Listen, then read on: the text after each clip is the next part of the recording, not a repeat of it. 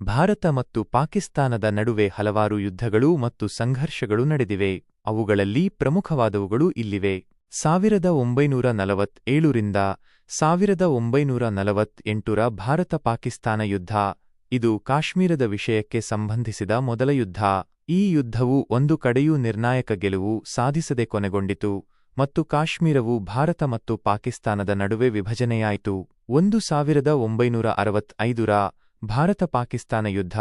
ಈ ಯುದ್ಧವು ಸಹ ಕಾಶ್ಮೀರದ ವಿಷಯಕ್ಕೆ ಸಂಬಂಧಿಸಿದ್ದು, ಎರಡೂ ಕಡೆಗಳಲ್ಲಿ ಭಾರೀ ಸಾವುನೋವುಗಳನ್ನು ಉಂಟುಮಾಡಿತು. ಈ ಯುದ್ಧವು ಸಹ ಅನಿರ್ಣಾಯಕವಾಗಿ ಕೊನೆಗೊಂಡಿತು. 1971ರ ಭಾರತ-ಪಾಕಿಸ್ತಾನ ಯುದ್ಧ. ಈ ಯುದ್ಧವು ಬಾಂಗ್ಲಾದೇಶದ ವಿಮೋಚನಾ ಯುದ್ಧದ ಹಿನ್ನೆಲೆಯಲ್ಲಿ ನಡೆಯಿತು. ಭಾರತವು ಬಾಂಗ್ಲಾದೇಶದ ಸ್ವಾತಂತ್ರ್ಯ ಹೋರಾಟವನ್ನು ಬೆಂಬಲಿಸಿತು ಮತ್ತು ಪಾಕಿಸ್ತಾನದ ವಿರುದ್ಧ ಮಿಲಿಟರಿ ಕ್ರಮ ಕೈಗೊಂಡಿತು. ಈ ಯುದ್ಧದಲ್ಲಿ ಭಾರತವು ನಿರ್ಣಾಯಕ ವಿಜಯವನ್ನು ಸಾಧಿಸಿತು ಮತ್ತು ಬಾಂಗ್ಲಾದೇಶವು ಸ್ವತಂತ್ರ ರಾಷ್ಟ್ರವಾಯಿತು. 1999ರ ಕಾರ್ಗಿಲ್ ಯುದ್ಧ.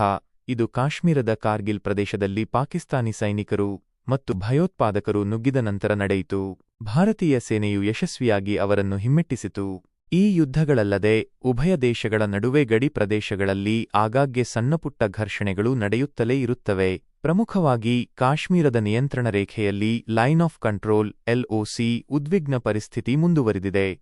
ಇತ್ತೀಚಿನ ಬೆಳವಣಿಗೆಗಳನ್ನು ಗಮನಿಸಿದರೆ 2025ರಲ್ಲಿ ಭಾರತ ಮತ್ತು ಪಾಕಿಸ್ತಾನದ ನಡುವೆ ಪರಮಾಣು ಯುದ್ಧ ಸಂಭವಿಸುವ ಸಾಧ್ಯತೆಯಿದೆ ಎಂದು 2019ರ ಅಧ್ಯಯನವೊಂದು ಭಯಾನಕ ಮುನ್ಸೂಚನೆ ನೀಡಿದೆ. ಜಮ್ಮು ಮತ್ತು ಕಾಶ್ಮೀರದಲ್ಲಿ ಇತ್ತೀಚೆಗೆ ನಡೆದ ಭಯೋತ್ಪಾದಕ ದಾಳಿಯ ನಂತರ ಉಂಟಾದ ಉದ್ವಿಗ್ನತೆಯ ಹಿನ್ನೆಲೆಯಲ್ಲಿ ಈ ಅಧ್ಯಯನವು ಮತ್ತೆ ಮುನ್ನೆಲೆಗೆ ಬಂದಿದೆ.